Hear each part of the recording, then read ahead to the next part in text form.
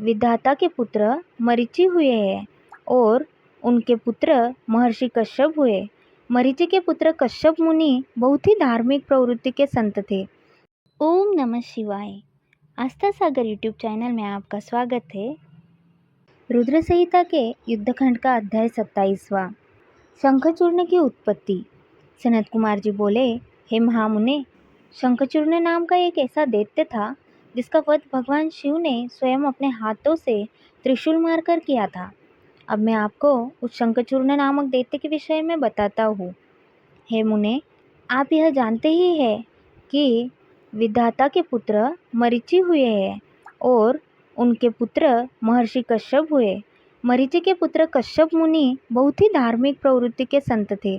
वे बड़े ही धर्मात्मा थे और इस सृष्टि की रचना करने वाले ब्रह्मा जी की हर आज्ञा को शिरोधार्य मानकर उनका पालन किया करते थे।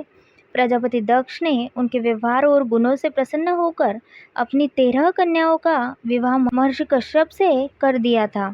इन्हीं की संतानों से यह पूरा संसार भर गया। कश्यप मुनि की 13 पत्नियों में से एक पत्नी का नाम दनु था। दनु रूपवती गुणवती होने के साथ साथ परम सौभाग्यवती थी। वह एक अत्यंत शांत साध्वी भी थी। उन्हीं दनु के अनेकों पुत्र हुए। उनका विप्रजित नाम का पुत्र बहुत ही बलशाली और पराक्रमी था। उसका भी दंभ नाम का एक पुत्र हुआ।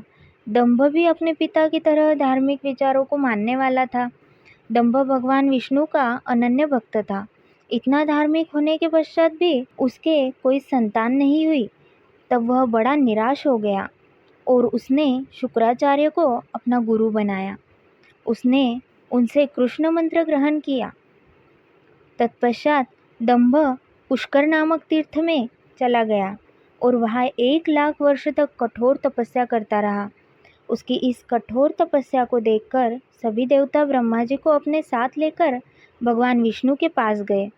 भगवान विष्णु के पास पहुंचकर सभी देवताओं ने उन्हें आदरपूर्वक प्रणाम किया और दंभ के भीषण तप के बारे में भी बताया। तब सारी बातें जानकर भगवान श्रीहरि बोले, हे देवताओं, मैं जानता हूँ कि दंभ मेरा अनन्य भक्त है।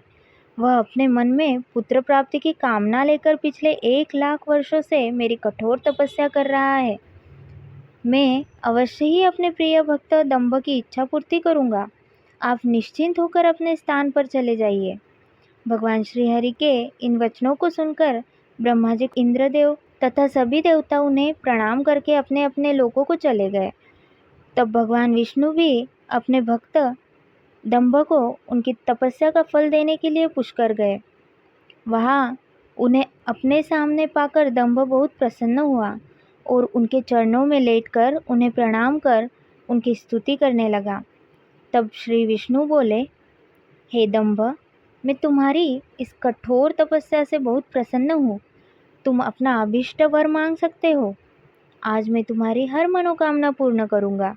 भगवान विष्णु के ये वचन सुनकर दंभ हाथ जोड़कर बोला, हे देव, यदि आप मुझ पर प्रसन्न हैं तो मुझे अपने जैसा वीर और पराक्रमी पुत्र प्रदान कीजिए।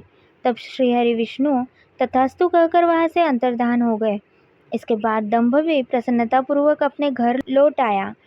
कुछ समय पश्चात दंभ की पत्नी गर्भवती हुई। तब दंभ के घर में एक अलौकिक तेज विद्यमान था। समय आने पर दंभ की पत्नी के गर्भ से एक पुत्र का जन्म हुआ। मुनियों ने उसका नामकरण संस्कार करके उसका नाम शंखचूड़ रखा। अध्याय 27वां समाप्त। ओम नमः शिवाय।